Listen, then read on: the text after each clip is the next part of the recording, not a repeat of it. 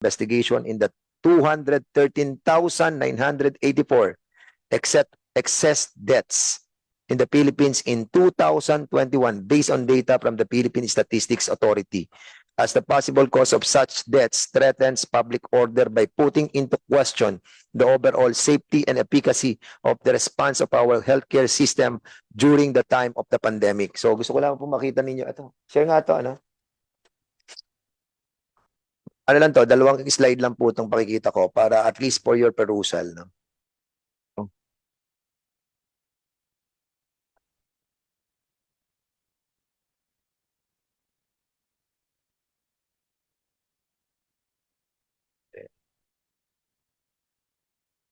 Ayan po, mga kasama. Ito po sa Pilipinas po to, no? Kung mapapansin nyo po sa ibaba, ito yung year 2020, 2021, 2003, 2009 hanggang sa 2022. Makikita nyo po ang death rate natin is 4.2, 3.8, 0, 1. Ganyan lang basically ang ating death rate. Pero pagdating po ng 2021, magsimula po yung intervention po natin ng ating vaccine. Nag-increase po tayo ng 43.2% excess deaths. Sasabihin ng iba, hindi, baka gawa ng ano yan, ng COVID. Ang COVID po, yung 47,000 ang recorded na COVID. Aside sa 213,984 excess deaths. Normally, dapat ang excess deaths lang natin ay tumatakbo ng ganitong rate lang.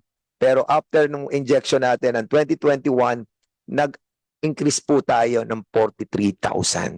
And this is happening all over the world. So pakita natin yung sa 17 bansa na the same ang nangyari po. And this is being hindi po siya, well, basically hindi po ma-explain. And even the statistics that are being gotten from the DOH are not complete yet. I don't know what's happening. So ito naman po sa Argentina, makikita po natin, ito rin yung kanilang tinatawag na death rate. Pagdating po rin ng 2021, ayun, tumaas na rin po. Ang intervention ng vaccine din po ang nagpataas noong kanilang death rate. Ganito rin po sa Australia, the same kind of data, even if we will be looking into different news and kanilang mga videos that are being presented on YouTube, makikita nyo po itong kanilang same pattern as we have right now. Sa Brazil, ganun din po, makikita po natin itong ito po yung tinatawag na all-cause mortality, yung kulay blue.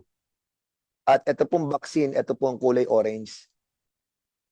So, ayan, sa blue, pagdating sa Chile, ganun din, excess deaths nila. From 2016, ganito lang ang deaths nila. Pagdating ng 2021, pung! Ganito rin po sa Colombia, ganito rin po sa Ecuador, sa Malaysia, makikita nyo, noong 2021, after the rollout of vaccination, pang! Umakyat yung all cause of mortality from this level, pang! Tumaas. New Zealand, ganyan din po. Sa Paraguay, pareho rin po. Dito sa Peru, pareho. And Philippines, ito po yung atin. Makita niyo po yung death rate natin. Pang. Pagdating ng rollout natin ng March 11, ito po ang rollout natin, yung vaccine po natin, yung kulay orange at yung kulay blue, ito po yung tinatawag na all-cause mortality and need to be investigated. So, I need a motion for the motu proprio investigation on this, on this resolution. Any motion for conducting an investigation on this matter? Congressman Busita.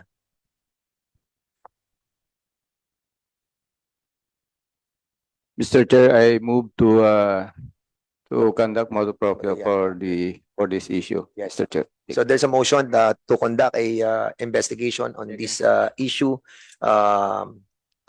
concerning the 213,984 excess deaths, and this is duly seconded.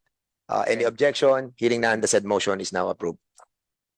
Okay, so we'll be proceeding to the next item of our agenda.